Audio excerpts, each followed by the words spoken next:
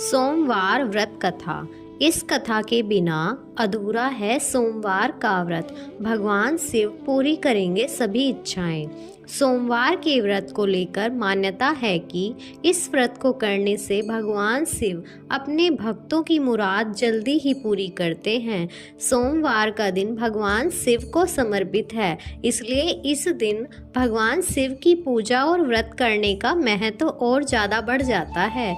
यदि आप सोमवार के व्रत करते हैं तो आपको सोमवार व्रत कथा पढ़ना बेहद ज़रूरी है, क्योंकि इसके बिना आपका व्रत अधूरा माना जाता है। आइए जानते हैं सोमवार व्रत कथा। देवों के देव महादेव बहुत ही भोले माने जाते हैं, इसलिए उनका एक नाम भोलेनाथ भी है। पौराणिक मान्यताओं के अनुसार भगवान शंकर को प्रसन्न करने के लिए किसी भी तरह के खास विशेष पूजन की आवश्यकता नहीं होती, क्योंकि कहा जाता है कि वह तो भोले हैं और भगत के मन से की गई क्षणिक मात्र की भक्ति से ही प्रसन्न हो जाते हैं। अगर आप भी शिव की भक्ति और कृपा पाना चाहते हैं और सोमवार का व्रत करते हैं तो इस कथा से भोलेनाथ को प्रसन्न कर सकते हैं। किसी नगर में एक धनी व्यापारी रहता था। दूर दूर तक उसका व्यापार फैला हुआ था। नगर के सभी लोग उस व्यापारी का सम्मान करते थे। इतना सब कुछ संपन्न होने के बाद भी वह व्यापारी बहुत दुखी रहता था, क्योंकि उसका कोई पुत्र नहीं था, जिस कारण अपनी मृत्यु के पश्चात व्यापार के उत्तराधिकारी की चिंता उसे हमेशा सताती रहती थी। पुत्र प्राप्ति की इच्छा से व्यापारी प्रत्येक सोमवार भगवान शिव की पूजा किया करता था और शाम के समय शिव मंदिर में जाकर शिव जी के सामने घी का दीपक जलाया करता था। उसकी भक्ति देखकर माँ पार्वती प्रसन्न हो गई और भगवान शिव से उस व्यापारी की मनोकामना पूर्ण करने का निवेदन किया। भगवान शिव बोले, इस संसार में सबको उसके कर्म के अनुसार फल की प्राप्ति होती है। जो प्राणी जैसा कर्म करते हैं उन्हें वैसा ही फल प्राप्त होता है। शिव जी द्वारा समझाने के बावजूद माँ पार्वती नहीं मानी। उस व्यापारी की मनोकामना पूर्ति हेतु वे शिव जी से बार बार अनुरोध करती रहीं। अनंततः माता की आग्रह को देखकर भगवान भोलेनाथ को उस व्यापारी को पुत्र प्राप्ति का वरदान देना पड़ा। वरदान देने के पश्चात भोलेनाथ माँ पार्वती से बोले, आपके आग्रह पर मैंने पुत्र प्राप्ति का वरदान तो दे दिया, परंतु उसका यह पुत्र 16 वर्ष से अधिक समय तक जीवित नहीं रहेगा। उसी रात भगवान शिव उस व्यापारी के स्वप्न में आए और उसे पुत्र प्राप्ति का वरदान दिया और उसके पुत्र के 16 वर्ष तक जीवित रहने की बात भी बताई। भगवान के वरदान से व्यापारी को खुशी तो हुई, लेकिन पुत्र की अल्पायु की चिंता ने उस खुशी को नष्ट कर दिया। व्यापारी पहले की तरह सोमवार के दिन भगवान शिव का विधिवत व्रत करता रहा। कुछ महीनों के बाद उसके घर एक अति सुंदर बालक ने जन्म लिया और घर में खुशियां ही खुशियां भर गईं।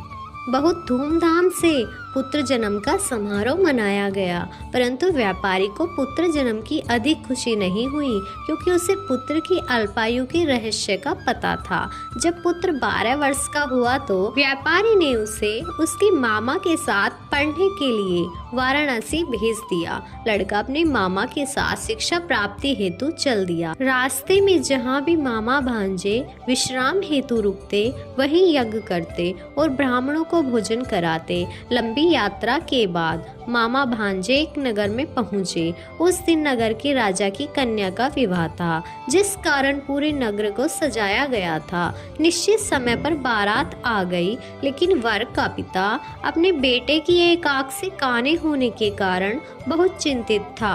उसे भय था कि इस बात का पता चलने पर कहीं राजा विवाह से इनकार न कर दे, इससे उसकी बदनामी भी होगी। जब वर के पिता ने व्यापारी के पुत्र को देखा तो उसके मस्तिष्क में एक विचार आया। उसने सोचा, क्यों ना इस लड़के को दूल्हा बनाकर राजकुमारी से विवाह करा दूं। विवाह के बाद इसको धन देकर विदा कर दूं और राजकुमारी को अपने नगर ले जाऊंगा। वर के पिता ने लड़के के मामा से इस संबंध में बात की। मामा ने धन मिलने के लालच में वर के पिता की बात स्वीकार कर ली। लड़के को दूल्हे का वस्त्र पहनाकर राजकुमारी से विवाह करा दिया गया। राजा ने बहुत सारा धन देकर राजकुमारी को विदा किया। शादी के बाद लड़का जब राजकुमारी के साथ लौट रहा था तो वह सच नहीं छिपा सका और उसने राजकुमारी की ओढ़नी पर लिख दिया, राजकुमारी तुम्हारा विवाह मेरे साथ हुआ था। मैं तो वाराणसी पढ़ने के लिए जा रहा हूँ और अब तुम्हें जिस नवयुवक की पत्नी बनना पड़ेगा वह कान्हा है। जब राजकुमारी ने अपनी ओढ़नी पर लिखा हुआ पढ़ा तो उसने काने लड़के के साथ जाने से इनकार कर दिया।